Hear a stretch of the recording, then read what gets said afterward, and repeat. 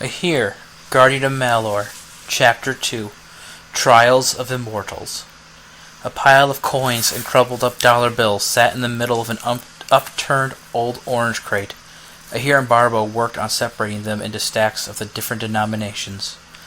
Ahir leaned back against the wall with a sigh. Only $50.37. I can't believe we only made $50 from a crowd that size and stunts that good. At this rate, we aren't going to be able to pay Larry back in time. I should go back out and try to do a show or two, but I can't leave the girl here alone, and we definitely can't let her go without making sure she doesn't tell anyone about us. Ahir stood up and turned to look at Trixie, who was lying passed out on the only real piece of furniture in the apartment, an old stained mattress. Barbo smiled at Ahir. I will look after the female and ensure that she is informed of our predicament, and the paramountcy of her cooperation and silence on the matter. You go ahead, and how would you phrase it? Bring home the bacon? One of these days, Barbo, I'm going to teach you to talk normal. In the meantime, I'm going out to do a couple of shows. Try not to make her faint again. Ahir zipped his backpack shut and put it on his back. Where will you be performing, in case another portal opens? Let's see, it's 4:30 now. I can get to the business district in time to do a show before they go home for the night, and then to the gardens. That is a popular after-work destination. I might even be able to grab a piece of fruit or two for us while I'm there. Oh, an apple would be most appreciated, I hear. Apples almost make my exile in this simian form a boon. In that case, I might have to stop by a fruit stand on my way home if they don't have anything growing in the gardens. I hate to make the situation any worse for you than it already is. Of all the mortals in this realm, it is most fortuitous for me that the sword judged you to be worthy. Maybe I'll just get some bananas and grapes, Ahir said. Barbo glared at him. Ahir smiled and started backing toward the door. I'm just kidding, Barbo. I'll bring you home some nice juicy apples. I promise. Ahir opened the door, waved, and walked out into the hall and closed the door behind him. Barbo jumped onto the counter, landing on top of a pile of bills, all of them with big red letters across the top saying, Past Due, and then jumped up onto a little hammock he had hung near the ceiling. Humans. Barbo lay in his hammock, rocking it side to side until he heard Trixie stir. Trixie sighed and said sleepily, I had the strangest dream about a talking monkey and a giant monster. She looked around at her surroundings, and her voice turned to panic. Wait, this isn't my bed. Where am I? What's going on? Barbo dropped down from his hammock on the ground next to the bed. Please remain placid. I know this is an unusual occurrence for you, but I will explain everything to you presently. Trixie's eyes opened wide and her mouth dropped open. So the talking monkey wasn't a dream. Was the rest of it real too? Where am I? Who are you? Yes, you did see Ahir combat a creature. Ahir brought you back to his domicile in order that we may ask for your secrecy on the matter. I am Barbo, advisor to King Dardo, and counselor to Ahir. Trixie frowned. I thought Ahir was just a street performer. What else has he got himself involved in? Barbo bowed his head before answering. I'm abashed to have to disclose to you that the dimension that I hail from is dragging your world into our affairs. Ahir has been chosen to thwart those dark designs, and is the only entity preventing the beings of my dimension from being enslaved and your world being cast into darkness. Trixie groaned. I know that this is all serious and everything, but I feel like I need a thesaurus just to understand what you're saying. Can't you try speaking in plain English? Barbo raised his head and frowned at Trixie. He muttered to himself, Uneducated brutes. If the fate of my world wasn't in the balance, I'd say Ling can't have them all. It wouldn't be any real loss to society. He cleared his throat before continuing.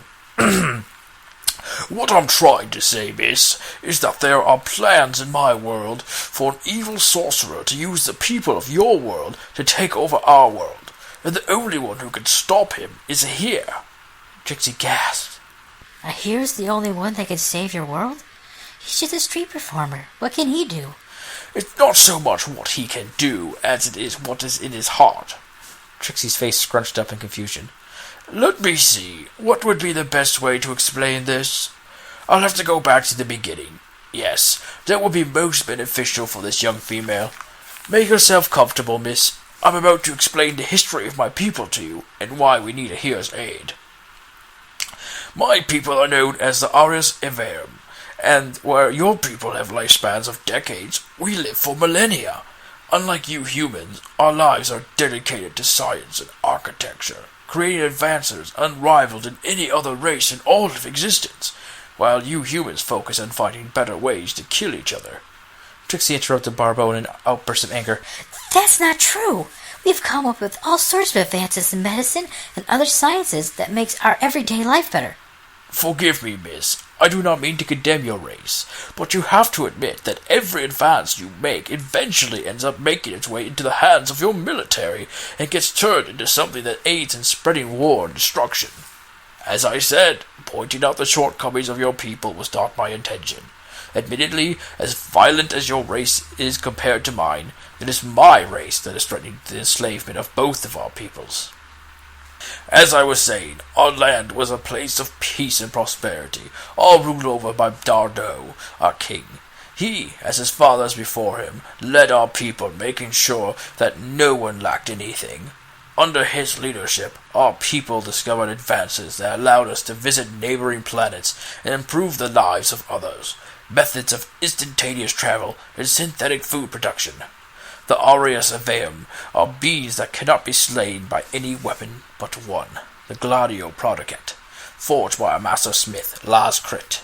The idea of his people killing one another horrified Dardo, and he ordered that no other such weapon should ever be forged, and the Gladio Prodigat should be destroyed. But a seer foretold that the sword would be the salvation of our people, so it was locked away in the royal vault instead. Dardo had a son, named Lane Khan. Lane Khan, being a great scholar, discovered magic and how to bend it to his will. Many of our people came to learn from him, and through this our land experienced even greater prosperity. Lane Khan felt that this discovery showed that he was more fit for leadership than his father, and he grew bitter and tired of waiting. As his heart grew darker by the day, so did magic. As his discoverer, his heart and the heart of magic were connected, and soon everyone who channeled the magic was transformed into Lane Khan's obedient slaves. It was then that Lane Khan started to form a plan. He would take the Gladio Prodigat and use it to take over the kingdom. I learned of this plan and told Dardo of what his son schemed. He gave me a task. He cast a spell over the sword, so that only the hero with courage and selflessness in his heart could wield the blade, and then he opened a portal and sent me through to your world. Traveling through the portal changed my form so that I look the way I do now, because the portals change your form to reflect whatever is in your heart. Trixie snickered. You have a monkey in your heart? Do you really like bananas or something? Bananas are a most foul and disgusting food, and I don't understand how you humans can stand them. Apparently, the attributes I hold closest in my heart are similar to that of a simian's, yes, but while this form is humiliating, it has helped me to blend in and move amongst you humans without too much commotion. It was after I arrived in this world that I met Ahir. The door of the apartment opened up and Ahir walked through, a brown paper bag in his hands. Ahir smiled, reached inside of the bag, and pulled out an apple, which he tossed to Barbo. We are in luck. While they didn't have any apples growing at the garden, they did have lots of grapes, peaches, and oranges growing there, and I was able to sneak away with some of those. I also made enough at the shows that I was able to afford to get you some apples, so eat up, buddy. Barbo eagerly caught the apple and bit into it, tears of happiness streaming down his face. You are a good man, Ahir. No matter what else I say about you, I want you to know that. I will try to remember that, Barbo. I see that our guest has woken up. Could I get you something, Miss Trixie? Perhaps a nice, fresh-picked peach? Trixie shook her head. No, thank you. But if I might trouble you for a glass of water? Coming right up. Ahir picked up a tin can that was sitting on the counter and slid the window next to the kitchen sink open. He grabbed a large tin can half full of water and poured some of it into the smaller one. He handed the tin can to Trixie. What is this? Trixie asked, taking the tin can from Ahir. Rainwater. We try not to use the sink as much as we can to try and keep the water bill down. So how have things been going here? Trixie set the tin can aside without taking a drink. Barbo was telling me about his world, and was about to tell me about how the two of you met. Ah, I see. Well, he's going to be busy with that apple for a while, so I suppose I could take over the story from here.